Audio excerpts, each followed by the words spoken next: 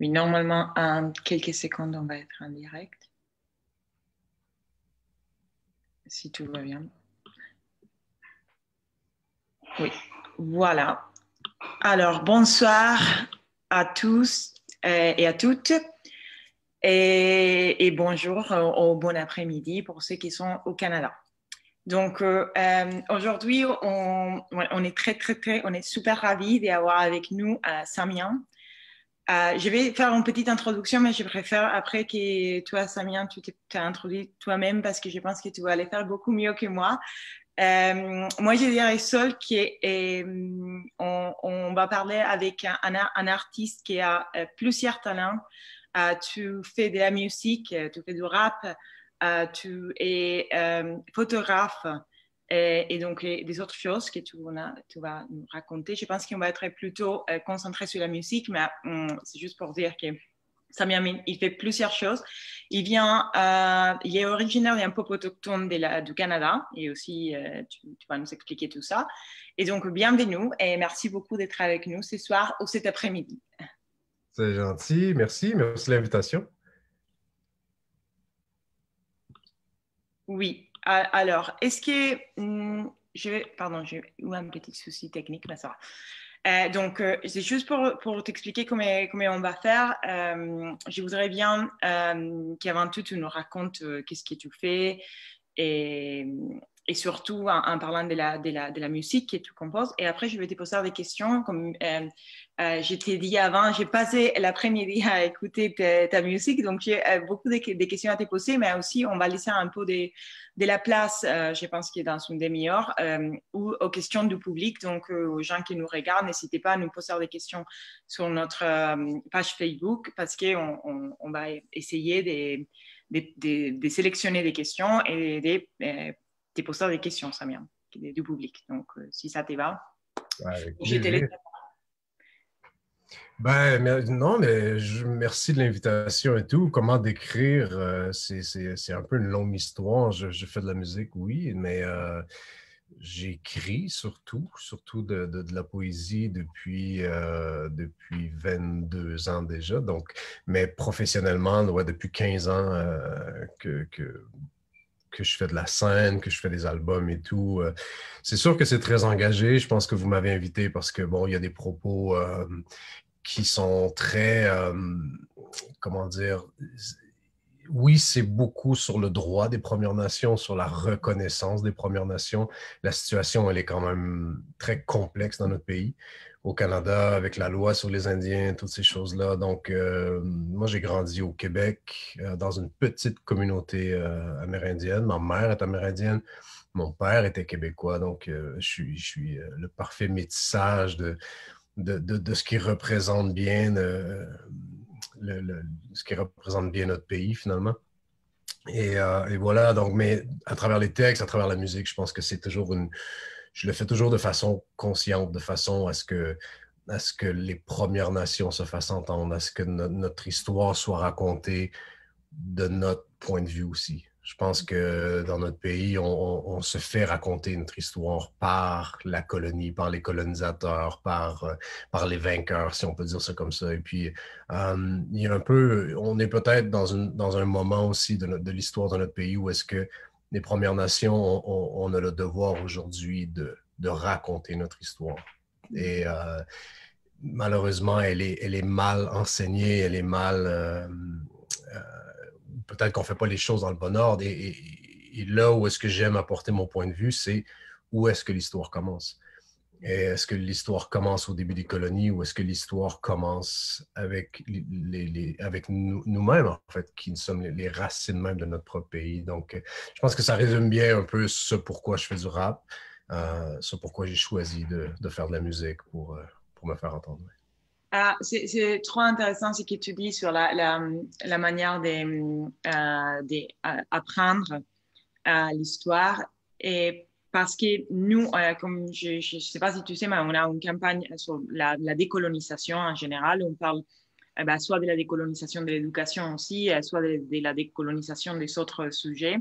Et on a beaucoup de critiques parce que, surtout qui vient du Canada ou des États-Unis, en nous disant que la colonisation est finie et que ce ne sont pas des problèmes, qu'on ne peut pas tout donner la faute aux pays colonisateurs des problèmes qui font face aujourd'hui les peuples autochtones. Qu'est-ce que tu penses de ça? Je te pose la question parce que moi, ça me fait beaucoup fâcher. Donc, Je pense qu'il faut être très ignorant pour penser de cette façon-là. Je pense qu'il y a un gros manque d'éducation, un gros manque d'ouverture et justement, je pense que c'est le but même de la loi sur les Indiens en Amérique, ben, au Canada plus précisément. Ce qui se passe aux États-Unis, la situation elle est différente. On parle de génocide réel, physique, alors qu'au Canada, on parle aussi d'un génocide, mais on parle d'un génocide au compte-gouttes, sur du long terme, sur plus de 150 ans, de vouloir tout simplement éliminer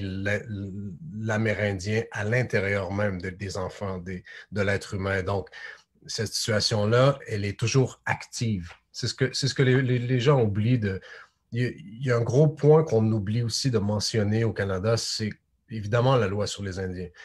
Elle date de 1876. Donc, le Canada a été fondé sur la loi sur les Indiens. Et ce qui fait que les mentalités sont toujours coloniales aujourd'hui, sont toujours paternalistes, c'est que le pays est entièrement fondé sur cette mentalité-là même. Donc, tous les systèmes, on parle beaucoup de racisme systémique aujourd'hui dans notre pays et c'est voulu parce que la loi sur les Indiens, c'était un projet à court terme où on s'est dit on va éliminer les Premières Nations en l'espace de 10 ans, 15 ans peut-être, mais on se rend compte que 150 ans plus tard, 155 ans plus tard, ils sont encore là. Donc, il est où le problème? Comment on résout ce problème-là? Comment est-ce que... Alors, on est toujours un peu l'entité qui manque à notre pays. On est beaucoup sur les francophones, les anglophones, sur les provinces, sur le pays, sur le fédéral, ces choses-là. Donc, il manque toujours l'aspect autochtone autour des tables de négociation, par exemple, quand vient le temps de parler des langues, quand vient le temps de parler du territoire, toutes ces choses-là. Donc, c'est un problème aujourd'hui. Alors, les gens qui se disent qu'il n'y a pas de problème dans notre pays avec les Premières Nations, je comprends qu'il y a il y a des bons rapports et des bons échanges socialement entre les peuples. Et c'est quelque chose que j'ai vu beaucoup évoluer dans les 15 dernières années. Mais politiquement, on a beaucoup de chemin à faire encore. oui, en fait, dans plusieurs de tes chansons, tu parles de génocide, tu utilises des mots qui sont considérés forts. Alors, nous, on utilise les mêmes mots en tant qu'association et nous devons toujours défendre notre position parce qu'ils nous accusent d'être radical, comme si être radical soit quelque chose de négatif, qu'il n'est pas du tout. Mais toi, tu utilises les mots, par exemple, génocide, apartheid. À un certain point, tu dis aussi dans les morceaux qui s'appellent génocide, tu dis que la constitution canadienne est basée dans les génocides. Peut-être que c'est pas exactement les mots, mais tu dis quelque chose comme ça. Donc, je te pose la question qui est aussi, tu es dans la même position que nous. Pourquoi utiliser ces mots forts? Est-ce que c'est vraiment comme ça ou c'est vraiment de l'exagération? Comme ils nous accusent des fois à nous, ils nous accusent d'exagérer quand on utilise ces mots-là. Non, moi, je ne crois pas que c'est exagéré. Je pense que les gens veulent être politically correct, dans le sens qu'on on joue avec les mots. Et d'avoir sorti la chanson qui s'appelle Génocide dernièrement, ça fait un mois à peine qu'on a sorti la chanson. C'était pas prévu, c'était pas planifié, c'est juste les circonstances. Et bon, chez moi, ici, même, je suis en bas chez moi dans mon studio et je travaille sur un album. J'avais pas l'idée de dire je vais sortir un extrait ou quoi que ce soit. Il y a eu la mort de Joyce Echaquan ici, dans un hôpital de Joliette, dans des circonstances inhumaines. Et il y a beaucoup de choses qui se sont passées dans l'actualité à travers les Premières Nations au Québec surtout, et ben, au Québec, partout au Canada. L'année 2020 a commencé avant la pandémie, c'était réellement, le Canada s'était mobilisé pour barrer les chemins de fer d'un pays à l'autre pour se faire entendre,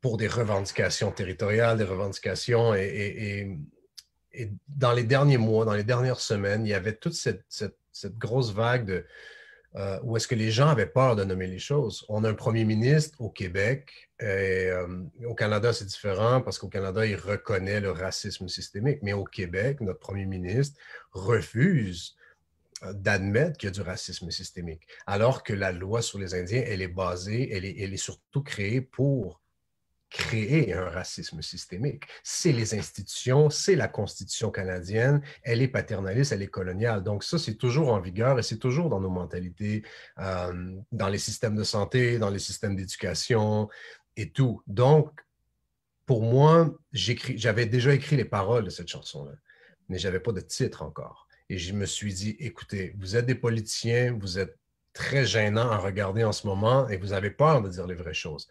Alors, j'ai simplement mis un titre sur cette chanson-là. Et le mot génocide, c'est pas trop fort et c'est pas exagéré. C'est écrit dans la loi sur les Indiens. C'est écrit noir sur blanc que le but, c'est de tuer l'Indien à l'intérieur de l'être humain. Si c'est pas un génocide, trouvez un autre mot. Oui, oui. Non, non, mais c'est exactement la même chose c'est exactement les mêmes mots que nous, utilisons aujourd'hui aussi ben, pour ceux qui arrivent dans des autres endroits, par exemple au Brésil. Il y a des lois qui sont vraiment, qui visent à éliminer un certain groupe de personnes pour leur appartenance culturelle ou religieuse. Donc, on est d'accord, mais c'est juste pour faire comprendre aux gens parce que, comme je dis, bah, quand on parle du Canada, au Brésil, tout le monde comprend que Bolsonaro, il est un criminel, il est en train de faire un génocide. Par contre, quand on parle du Canada, on a vraiment du mal à comprendre que bah, la question du pensionnat, on parle dans les passés, donc ça s'est passé. Je pense que votre premier ministre a demandé, il a dit que bah, c'était horrible, il a demander pardon à la nation. Donc, les gens, ils pensent vraiment qu'aujourd'hui, il n'y a pas de problème. Donc, c'est pour ça que ben, je trouve que c'est important de le dire et c'est aussi important pour les personnes qui nous suivent de comprendre qu'est-ce qui se passe. Donc, à propos de ça, je voulais te poser la question. Tu as parlé de racisme structurel. Est-ce que toi, dans ton parcours, tu l'as vécu, ce type de racisme? Est-ce que dans les secteurs, par exemple, de la musique, c'est vraiment parce que souvent, on lit l'idée des peuples autochtones à des images préconfigurées, que ça fait partie du racisme. Non? En tant que peuple autochtone, les peuples autochtones, ils sont censés de faire certaines choses. Donc, ça, c'est aussi partie du racisme structurel des sociétés industrialisées. Et donc, est-ce que tu as vécu ce type de racisme dans ton parcours? Est-ce que c'était difficile pour quelqu'un originaire d'une communauté autochtone de s'affirmer dans les milieux musicaux, par exemple? C'est dur à dire parce que à l'école plus jeune, oui, dans ma vie, dans notre société, oui, je pourrais te répondre que oui, mais à travers la musique, il y a 15 ans, quand j'ai commencé à faire de la musique au Québec et même au Canada, partout, parce que c'est quand même très grand ici, je veux dire, c'est d'un océan à l'autre, mais c'était très nouveau.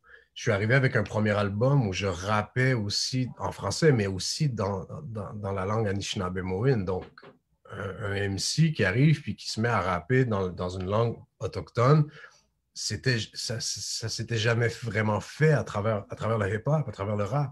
On a connu Cashtin, Philip McKenzie, il y a eu des pionniers avant et qui faisaient de la musique dans la langue Innu et tout. Et puis, mais bon, il y a eu la crise d'Oka en 1990 où ce groupe-là a été banni des radios commerciales à cause de situations politiques et tout. Mais 20 ans plus tard, je suis arrivé, j'ai présenté un projet, puis donc, il y avait une curiosité. Et si on n'aime pas, je pense que c'est l'avantage de faire de la musique, je pense que les mauvais commentaires ou les gens qui ne veulent pas l'écouter ou ces choses comme ça, on passe à autre chose puis on n'écoute pas. Donc, c'est sûr que de mon point de vue à moi, je sentais une grande ouverture et une curiosité des gens de vouloir en apprendre plus sur la réalité des Premières Nations parce que si on recule de 15 ans ici au Québec, c'était très, très, très, très méconnu. Je veux dire, je pense que les gens ignoraient totalement la réalité même ne savaient même pas qu'ils habitaient à côté d'une réserve indienne ou des choses comme ça. Fait que, donc, quand j'ai commencé, encore aujourd'hui, ces gens-là, il y a beaucoup de gens qui me suivent depuis 15 ans et puis qui m'ont permis de grandir aussi en tant qu'artiste, mais il y a toujours cette curiosité-là non, ça a été que du positif, en fait, honnêtement, sur ce côté-là. Et tu penses qu'à travers la musique, c'est possible de décoloniser un peu la pensée? Tu penses que c'est possible? Je le pense pas, je le crois réellement parce que la musique a un pouvoir plus grand que la politique. La politique, elle est limitée, elle divise, elle va diviser les mentalités, elle va diviser les gens. On va être bourré par les médias et on ne sera même plus capable de penser par nous-mêmes. Donc, je pense que la musique atteint le cœur du monde et je pense qu'on réussit à travers l'art de conscientiser d'une belle façon. Je pense qu'on arrive à faire passer un message et de rassembler les gens au lieu de les diviser. Je pense qu'en musique, si on n'aime pas, ben écoute, on pense à autre chose et on écoute ce qu'on aime, mais il y a des artistes qui, et je fais partie de ceux qui sont vraiment privilégiés de durer dans le temps. C'est pas de faire un album et d'avoir du succès et whoop, après ça, on tombe dans l'oubli. Je pense que quand on fait de l'art engagé, il y a des gens qui sont là, qui nous soutiennent et qui grandissent avec nous. Et on n'impose absolument rien comme mentalité ou quoi que ce soit, mais ça permet surtout de faire de l'art engagé puis de la réalité des Premières Nations, de décoloniser une certaine mentalité. Et c'est ça, je dirais pas que c'est le but, mais c'est ce que je réalise aujourd'hui. C'est vraiment ça que moi-même, en tant que personne, je crois que moi-même, j'ai appris à me décoloniser mentalement parce que je me suis tellement fait dire que j'étais ci, j'étais un Indien, on nous a catégorisés très rapidement, mais non, je réalise qu'aujourd'hui, c'est ça le but. Je pense que de faire des conférences aussi dans les écoles et d'aller parler aux plus jeunes, ben, c'est de décoloniser une certaine mentalité. Ouais.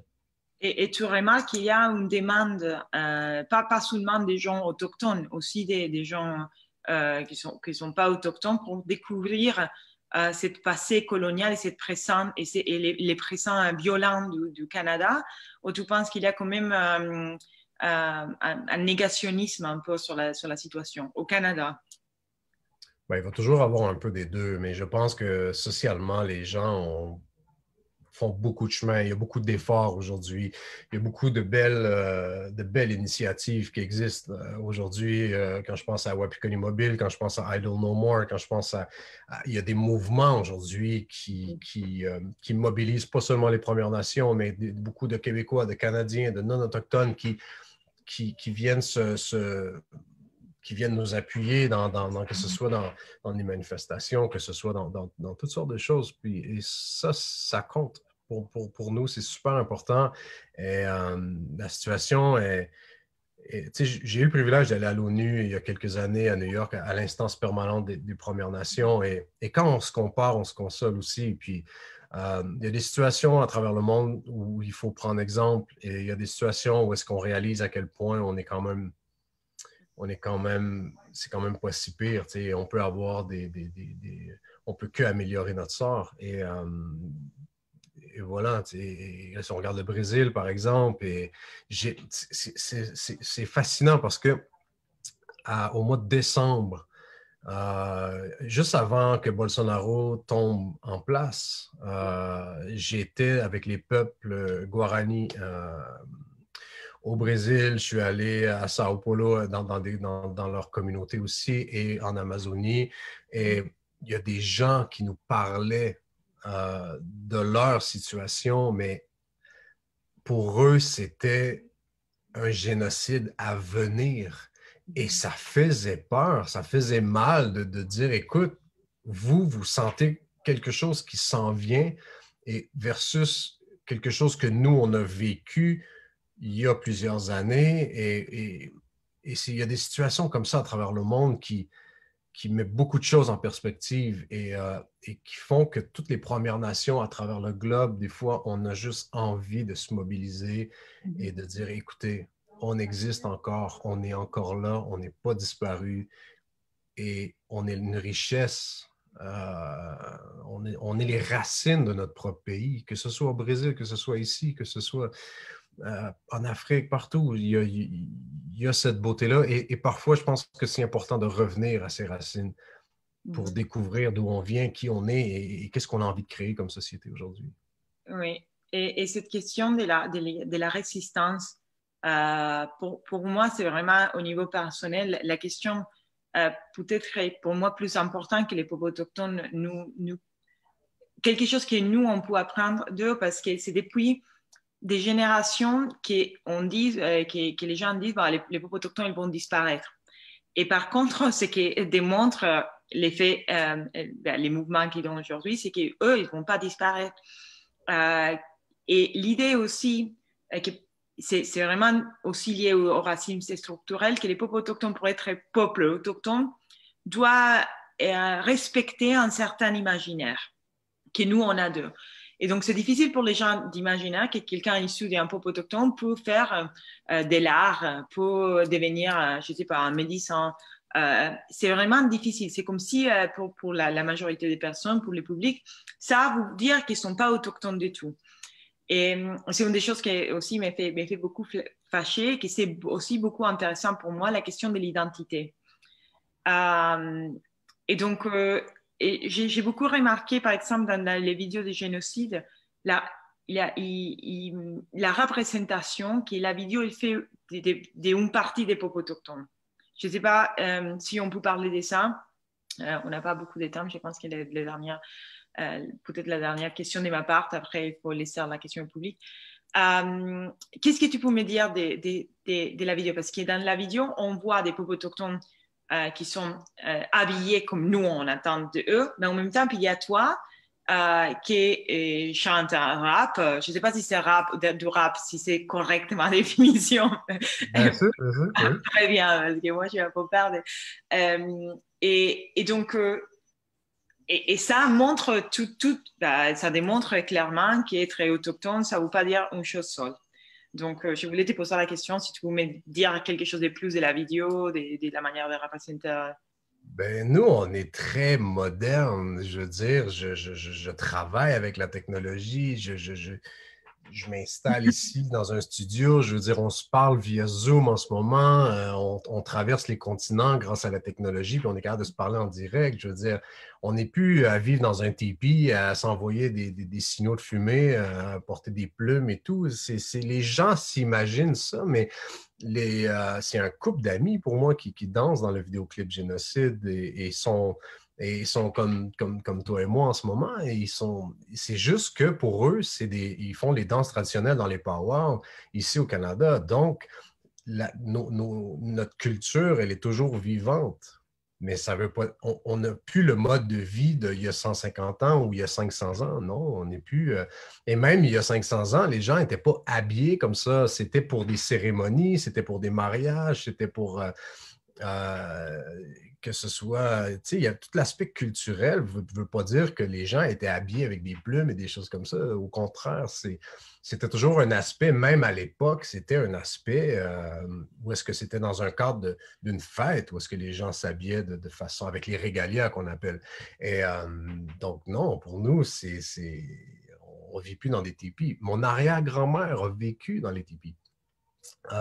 Et tu sais, avec mes enfants, mon fils, mon plus vieux, a connu quand même son arrière-arrière-grand-mère. Donc, on a eu 5 générations vivantes et on a passé de mon arrière-grand-mère qui a grandi dans un tipi en pleine forêt à mon fils qui regarde un film sur Netflix. C'est notre réalité. Et donc, les gens s'imaginent des trucs trop folkloriques des fois et je pense qu'on a faut arrêter d'avoir cette image-là. On est en 2020 et puis on est libre. Oui, oui. Et pour moi, les messages que les peuples autochtones sont des sociétés contemporaines et qu'ils changent comme nous, c'est vraiment un des messages plus forts qu'ils pourraient bien faire. Ça ne veut pas dire, comme on disait, c'est une question identitaire, ça ne veut pas dire que les peuples autochtones, ils sont pas des peuples autochtones et qu'ils n'ont pas d'attachement à la terre. C'est juste vous dire qu'ils sont comme tous nous et ils changent et bon, et c'est tout. Ben, des fois, c'est difficile parce que même pour les personnes qui disent de les défendre, cette idée, c'est vraiment enracinée. Alors, je vais passer aux questions du public parce que sinon, on va pas avoir du temps. Alors, il y a quelqu'un qui te pose la question si est-ce que tu peux dire au public plus sur la loi des peuples autochtones dont tu as parlé. Ben, la loi sur les Indiens, c'est un peu la vache sacrée du Canada. Donc, c'est sûr que c'est une des lois les plus discriminatoires, en fait. C'est fait pour, cette loi-là existe pour dire que les Premières Nations sont traitées comme des mineurs. Donc, c'est comme si on est des enfants aux yeux du gouvernement. Donc, nous, il faut demander la permission pour tout, que ce soit les développements sociaux, les développements économiques, les développements d'agrandissement des communautés autochtones. Donc, en soi, on appartient au Canada. Et c'est ce qui fait de nous des prisonniers politiques, pour être plus précis. Et à travers cette loi-là, c'est fait pour isoler les Premières Nations de la civilisation, d'envoyer les enfants dans les pensionnats autochtones. Le dernier pensionnat autochtone a fermé en 1996 ici au Canada. C'est quand même assez récent dans notre histoire. Et la loi sur les Indiens implique toutes ces choses-là. Le fait d'isoler, le fait de tuer l'Indien à l'intérieur de l'enfant à travers les pensionnats, le fait de les isoler dans des communautés autochtones. La loi sur les Indiens touche tout. C'est l'interdiction de parler des langues, l'interdiction de porter les régalias et d'aller dans les powwows. Il y a eu tout ça. L'interdiction les femmes ont eu le droit de vote avant les Premières Nations au Québec. Il y a beaucoup de choses comme ça. La loi sur les Indiens, elle évolue. Il y a des changements. Il y a comme des espèces de mise à jour, si je peux dire, mais elle est toujours active. Donc, c'est créé pour coloniser, être paternaliste et tuer l'Indien à l'intérieur de l'être humain, en fait. Oui, et la chose que je trouve aussi plus étonnante, c'est que ce type de violence, que c'est une violence structurelle, il continue à se reproduire aujourd'hui, même à travers des autres mécanismes, même si ce n'est pas l'État qui bah, peut-être que c'est encore l'État qui va tuer des personnes, il y a quand même des violences, par exemple. La différence, la différence dans la santé des peuples autochtones au Canada par rapport à des autres. Donc, la malnutrition, la violence envers la femme aussi, les femmes violées qui sont issues des peuples autochtones. Donc, ce type de violence structurelle qui est né avec la colonisation, il continue à se reproduire dans des autres manières. Ben, faut comprendre que le Canada, en termes de qualité de vie sur la planète, on est en haut de la liste. Okay? On est peut-être dans les 3 meilleurs pays au monde où il fait bon vivre.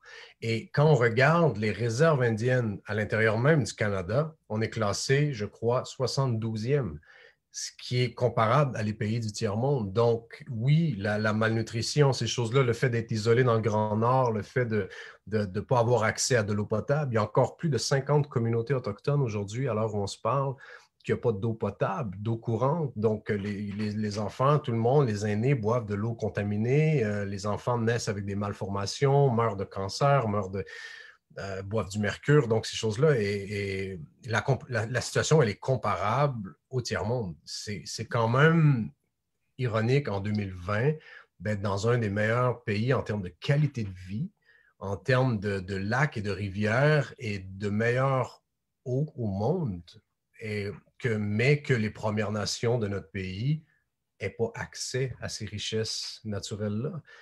Il faut mettre les choses en perspective. Et si on est capable de comprendre ça, et je pense que ça peut faire réaliser certaines personnes dans quelle situation certaines communautés autochtones vivent à l'intérieur même du Canada. Oui, et c'est aussi important de dire que c'est pas qu'ils vivent dans ces conditions pour leur faute ou par hasard. Il y a eu un dessin qui a été fait de l'État canadien pour laisser ces personnes dans ces conditions. C'est pas la faute des peuples autochtones, c'est pas qu'ils travaillent pas ou c'est qu'il n'y a pas c'est la discrimination structurelle, c'est les vols des terres. c'est l'effet que c'est la scolarisation forcée qui a fait si que ces personnes aujourd'hui ils se trouvent dans ces conditions. Oui, parce qu'il y a beaucoup de gens qui ont été déportés de force et il y en a qui ont été déportés extrêmement loin. Si on pense au peuple inuit, par exemple, l'histoire, elle est pas si vieille que ça. Je veux dire, il y a des peuples inuits qui ont été déportés tellement loin de leur territoire pour mettre des bases américaines sur leur territoire. Et ce qu'ils faisaient quand ils les déportaient, à des années de marche de leur village, parce qu'il y en a qui ont marché pendant 6, 7, même 5 ans des fois pour revenir à leur terre d'origine, mais ils les déportaient dans d'autres places, ils tuaient tous les chiens pour pouvoir, ce qui était leur seule et unique façon d'aller chasser, leur seule et unique façon de se déplacer. Et on parle de peut-être 60 ans, 70 ans de ça. Donc, il y a des situations comme ça l'instauration des réserves, c'est pas si vieux que ça. Je veux dire, mon village d'où je viens a été fondé en 1959 et ma famille avait été déportée 5 fois autour de la ville d'Amos parce que les Indiens dérangeaient. Donc, à un moment donné, ils ont trouvé une vieille terre sur un champ de fumier qui servait plus à rien. Ils ont fait une rue et ont dit, ben voilà, c'est là qu'on va mettre les gens, les peuples algonquins. Donc, la communauté où j'ai grandi, ça a été fondé de cette façon-là. Donc, ce n'est pas un choix de se dire on va aller vivre et la liberté qu'on avait sur les territoires n'existe plus. C'est plus quelque chose qui existe avec l'exploitation minière, l'exploitation forestière et ces choses-là. On ne peut plus vivre de cette façon-là. C'est impensable. Ouais. On le voit avec l'Amazonie. Je veux dire, justement, hier, aux infos, il y avait un reportage sur comment les choses se passent en Amazonie. Et si on peut remettre les choses en perspective, c'est un peu la même chose. Oui, il y a des grands espaces. Oui, il y a la forêt boréale. C'est l'image qu'on se fait de l'Amérique du Nord. On parle de grands espaces. Mais à l'intérieur de ces grandes forêts boréales-là, il y a des grandes coupes forestières, il y a des mines à ciel ouvert qui sont en train de se créer, qui font que le mode de vie ancestral se pratique plus vraiment comme on le voudrait, en fait. Ouais. Alors, je vais passer à la prochaine question. Alors, quelqu'un nous pose la question. J'aimerais savoir comment tu fais les liens entre ton rap et justement ton engagement. Ça se fait naturellement, j'ai l'impression. J'ai pas l'impression de forcer la note, si je peux faire un jeu de mots, mais je force rien. Je crois que c'est identitaire. Je crois que c'est ce que je porte, c'est ce que je suis, c'est ce que j'ai sur le cœur. Donc, pour moi, c'est la seule et unique façon que j'ai de dire que j'existe. C'est à travers l'art, à travers l'écriture, la musique. Et j'étais un enfant qui était très, très, très silencieux, qui ne parlait pas beaucoup. Et, et aujourd'hui, même, j'ai extrêmement peur de parler en public. C'est quelque chose qui me paralyse, euh, qui me fait peur, mais je sens qu'il y a quelque chose qui est juste plus fort que moi, qui me pousse et euh, qui me donne ce privilège-là de porter une voix et moi, ça me fait capoter parce que je pense que c'est une expression que vous n'utilisez pas vraiment chez vous, mais euh, il y a, beaucoup des textes que j'ai écrits je parle d'il y a 15 ans, il y a même 10 ans peut-être, se sont retrouvés dans les manuels scolaires ici au Canada. Et dans tous les niveaux du lycée, bon, il y a les textes qui sont imprimés et les jeunes étudient ça à l'école. Mon fils, mon plus vieux, est rendu au secondaire et des fois, il m'appelle après un cours, puis il me dit Hey, il dit papa, il dit t'étais dans mon cours aujourd'hui. Puis donc, et même dans certaines communautés autochtones, de voir que des enfants qui s'appellent Samian, en mon honneur, après un concert, à un moment donné, un petit garçon de 12 ans, il vient prendre une photo, puis il me dit Écoute, je m'appelle Samian parce que ma mère, elle aime beaucoup ce que tu fais. C'était pas un autochtone. C'est là qu'on se rend compte que c'est plus grand que la musique. Et c'est pas juste ça que je crois que. Donc, ben, en fait, pour répondre à la question, c'est vraiment mon identité qui passe à travers la musique et ça m'a dépassé. C'est allé dans des zones que jamais, jamais j'aurais imaginé dans ma vie. Et voilà, c'est inexplicable un peu. Bah, c'est beau pour ça, je crois. Bah, je disais dans les autres, bah, on a eu des différentes Facebook Live et parler avec des artistes, c'est toujours différent que parler avec des experts parce que quand, ou des experts, hein, je sais pas, ou des académiques, parce que quand on pose des questions, ils savent exactement la réponse et ça vient pas de leur émotion. Et donc, quand on parle avec des artistes, la majorité des fois, je pose la question, mais pourquoi tu fais ça? Et ben, il n'y a pas d'explication, c'est juste des choses que...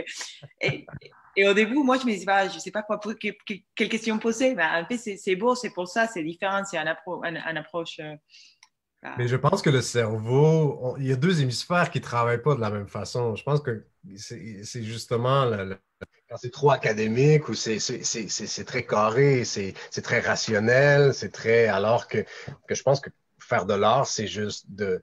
Tout est un peu bordélique, mais tout fait du sens et il n'y a rien qui s'explique. C'est juste de laisser aller la créativité, je pense, et c'est de cette façon-là qu'on arrive à s'exprimer, tout simplement. Il n'y a, y a pas une boîte, en fait. Voilà. oui, ben, c'est bien. Et elle me pose la question, je pense que c'est, oui, quels sont tes titres qui sont les plus engagés selon toi? Donc, si tu Que peux citer quelqu'un. des titres Des titres de tes gens, je pense que ça veut dire tes morceaux de des mes chansons chansons. les plus. Oui. Ah, de mes chansons, moi, ben, je pense que Génocide, qui est sorti le mois dernier, est probablement. Ça a quand même eu un effet quand même assez fort ici. Mhm. Sinon, en 2012, je me rappelle d'une chanson que j'avais faite qui s'appelle Le Plan Nord, qui justement parle de l'exploitation minière, de l'exploitation forestière, parce qu'en 2012, l'ancien gouvernement qui était en place avait en tête de faire le Plan Nord, qui était un énorme projet d'exploitation territoriale, mais sur l'espace d'une seule génération. Ils se sont dit, en 25 ans, on va extraire le maximum de tout ce qu'on peut prendre des ressources du Québec, qui est une terre extrêmement riche. Et j'ai eu une réplique. Pour moi, c'était une lettre ouverte. C'est devenu une lettre ouverte dans les journaux. C'est devenu une chanson qui s'est mise à la jouer à la radio. C'est devenu. Donc, je pense que Plan Nord a été.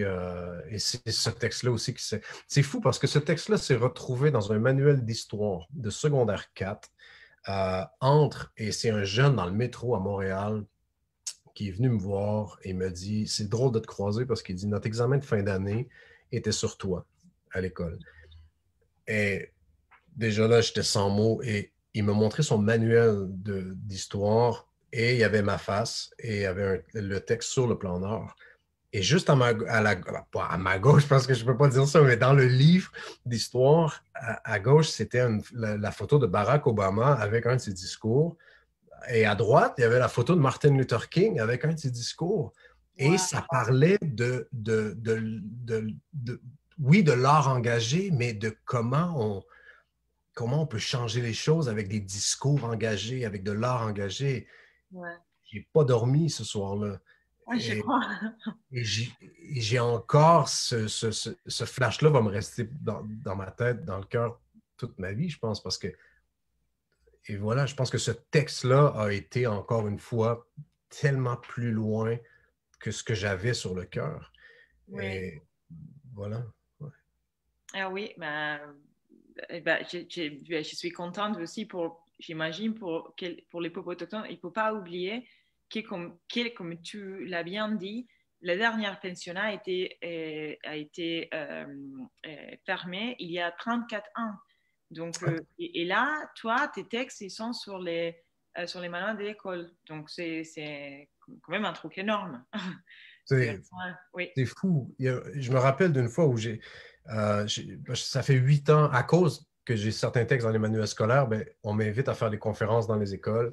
Et à un moment donné, je suis dans une conférence dans une communauté chez les peuples cris et j'étais extrêmement nerveux. J'ai très peur, comme je vous ai dit, de monter sur scène et j'ai reconnu le manuel scolaire que ce garçon-là m'avait montré à l'école, que lui était à son école. Et juste avant la conférence, j'ai ouvert un vieux dictionnaire, le Robert, et une édition des années 70. Et Et j'ouvre le dictionnaire et je tombe sur le mot algonquin, donc qui est mon peuple. Et la définition dans le dictionnaire, ça a changé parce que je suis allé vérifier d'autres dictionnaires après parce que je ne recroyais pas mes yeux, mais c'était écrit algonquin, ça disait peuple autrefois si nombreux, si puissant, aujourd'hui disparu. Et pour moi, j'avais pas d'idée pour partir la conférence. Donc, je suis arrivé avec le dictionnaire et je suis arrivé avec le manuel d'histoire où je me retrouvais entre une photo d'Obama et de Martin Luther King. Et j'ai dit, écoutez, dans un des livres ici dans votre bibliothèque, il y a un livre qui dit que je suis totalement disparu. Et dans l'autre, il y a un texte que j'ai écrit il y a 8 ans qui se retrouve dans un manuel scolaire. Donc, c'est quand même assez hallucinant et oui, on est encore là. Et c'est ça, moi, c'est des anecdotes comme ça qui me font croire que c'est pas en vain, puis je pense on peut changer les choses et Oui, on peut décoloniser et on peut c'est un exister. exemple énorme des résistances. Mais et tu as dit avant que génocide a eu un impact énorme. Parce que, alors, moi, c'est les premiers morceaux que j'ai écoutés. Je me suis dit, bah, c'est incroyable. C'est vraiment fort et c'est vraiment clair. Et ils disent les choses comme il faudrait les dire. Donc, j'invite tous les gens à l'écouter par ailleurs. Et donc, tu as dit qu'il a eu un impact énorme. Ça veut dire quoi exactement? Il y a des gens qui, bah, il a fait, je sais pas, il a eu dans les bons sens ou dans les mauvais sens? C'est ça que je voulais Dans poser. le bon sens, c'est les gens sont juste partagés, puis les gens l'ont vraiment partagé, les plateaux de télé où je suis allé, les gens ont mis l'extrait. Il y a eu un effet de juste où les gens ont juste parlé. Des fois, on en parle en bien, on en parle en mal, et ça peut être une bonne tribune, mais je pense que des fois, ça touche la conscience des gens. Et il y a certaines personnes qui se sont juste reconnues ou ont juste eu envie de se l'approprier, de se dire, écoute, ça existe et il ne faut pas avoir peur de dire les vraies choses. Donc, ça a vraiment été dans un sens extrêmement positif. Et ça faisait quelque temps évidemment, avec la situation actuelle internationale, je veux dire, on ne fait plus de spectacle, on n'a plus cette connexion-là humaine. Donc, ça a été une super belle façon de juste dire j'ai pas fini. Je suis encore là et j'ai encore des choses à dire. Et voilà, donc moi, ça me pousse à aller plus loin encore. Ouais. Oui, bon, on a de la chance que tu as composé ça. Vraiment, j'ai regardé avec tous mes collègues, je me suis dit, bah, c'est vraiment fort. Je vais te faire les dernières 2 questions. Il y a plein de questions, mais on n'a pas le temps. Donc, alors, je pense que la question, il y a quelqu'un qui a posé la question, est-ce que les gens sont réceptifs au message de tes chansons? Mais on a déjà parlé de ça, donc on va. Est-ce que tu pourrais nous dire un plus sur les problèmes liés à l'éducation pour les Premières Nations actuellement? Ben, c'est faut mettre à jour les livres d'histoire. Il faut mettre à jour, comme on en a parlé un peu au début aussi, où est-ce que l'histoire commence? Donc, c'est pas juste d'arriver dans une école ici au Québec et de se faire dire, ben voilà, Christophe Colomb a découvert l'Amérique. Non, non, c'est pas ça la vraie histoire. Christophe Colomb a découvert un peuple qui vivait en Amérique. Donc, tu sais, il y a plein de détails comme ça dans les livres d'histoire qui se doivent d'être mis à jour. De, et qui raconte l'histoire? Est-ce que c'est est-ce que c'est les vainqueurs, les colons? Je veux dire, est-ce qu'on se fait raconter notre propre histoire? Je pense que tout ça est à mettre à jour et de se dire, écoutez, l'histoire ne commence pas telle date où est-ce que les gens ont pensé découvrir l'Amérique, mais là d'où je viens, OK? Près de ma communauté, il y a la pointe aux Indiens au lac Abitibi. Mes arrière-grands-parents se sont rencontrés là-bas. Mes arrière-grands-parents se sont mariés là-bas. Mes ancêtres sont enterrés là-bas. Les archéologues, les historiens, les anthropologues ont retrouvé 8000 ans de présence algonquine. Et quand on va dans l'Ouest canadien, les archéologues ont retrouvé on parle entre 13 et 16 000 ans de présence humaine au Canada. Donc, elle commence où l'histoire? Est-ce qu'elle commence à la colonisation? Je ne crois pas. Tu sais, je pense qu'il y a tout ça qui est à revoir. Donc, la manière qu'on enseigne les choses dans les écoles, je pense qu'on a un gros devoir de société à faire et il y a des professeurs, heureusement, qui le font, qui passent à côté du curriculum et qui se disent, écoutez, aujourd'hui, ben, je vais prendre un recueil de poésie d'une artiste Innu, de Joséphine Bacon, par exemple, et on va lire ses poèmes aujourd'hui. On va écouter le film Hochelaga, Terre des Hommes, qui raconte l'histoire de Montréal et qui raconte 750 ans d'histoire. Donc, il y a des profs qui le font, mais dans les institutions même, dans le curriculum vitae de l'établissement, je pense qu'il faut remettre certaines choses à jour et raconter l'histoire telle qu'elle est. Et aujourd'hui, je pense qu'on a ce privilège-là, les Premières Nations, c'est de prendre la parole et de la dire, notre histoire aussi. Je pense que ça, c'est un devoir qu'on a et il faut arrêter de se faire raconter notre histoire. Et ça, c'est déjà un pas en avant pour nous. Ouais. Ouais. Je vais te poser la dernière question que c'est vraiment, je trouve super intéressant. Alors, est-ce que tu penses qu'il est possible d'être artiste sans être engagé, notamment quand on est un artiste autochtone au Canada? Dans le sens où si on est artiste, est-ce qu'on n'a pas le devoir de porter des messages et de parler des réalités invisibles? Mm-hmm. C'est une belle question. C'est vraiment une bonne question.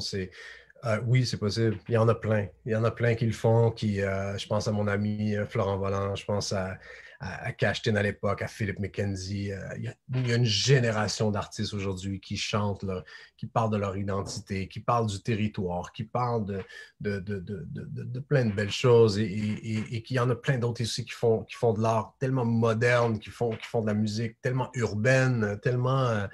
Donc, oui, c'est possible, mais il ne faut pas oublier qu'un Autochtone qui prend la parole, c'est politique, quelque part. Donc, on est dans cette ère-là. Donc, c'est sûr qu'il y en a de plus en plus. Moi, je pense que j'ai connu il y a 15 ans, c'était tout nouveau.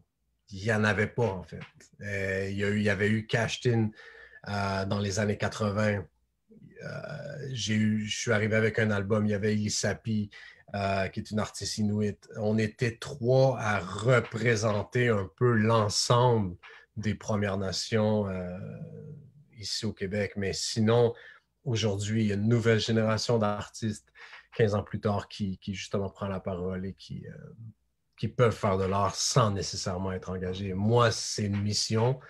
Pour d'autres, c'est du divertissement, puis c'est parfait comme ça. Ouais. Oui. Et donc, en fait, j'ai une autre question avant de finir, juste en fait pour finir. Et si tu peux nous dire un peu de tes projets à l'avenir, si tu as quelque chose, je sais que c'est un peu difficile, comme tu disais, la situation liée au Covid, donc tu ne peux pas faire des tours. J'imagine que tu es enfermé chez toi. Je ne sais pas au Canada comment ça marche, mais ici en Europe, on est enfermé chez nous. Donc, qu'est-ce qui sont tes projets? Tu penses quand même faire sortir un album, je ne sais pas, hein, ou faire quelque chose? Ben, ouais, je travaille sur un album qui va sortir éventuellement, mais j'ai quand même le privilège de faire autre chose. Puis comme tu disais, j'anime une série documentaire sur TV5 et on a tourné 2 épisodes dernièrement. Donc, cette série-là va continuer. J'ai tourné sur 2 longs-métrages dernièrement comme acteur. Donc, ces films-là sont à venir. Il y a plein de belles choses qui s'en viennent quand même. Donc, on continue à créer. On a quand même le privilège en ce moment de pouvoir être sur des plateaux de tournage.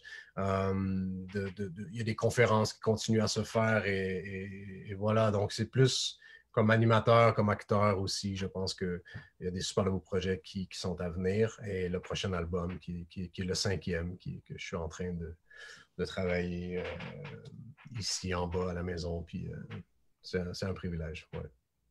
Oui. Je ne sais pas si tu as des questions à nous poser ou j'ai pu te laisser parce que déjà tu nous as donné un cadeau, c'est beaucoup de temps. Donc, c'était un honneur pour moi.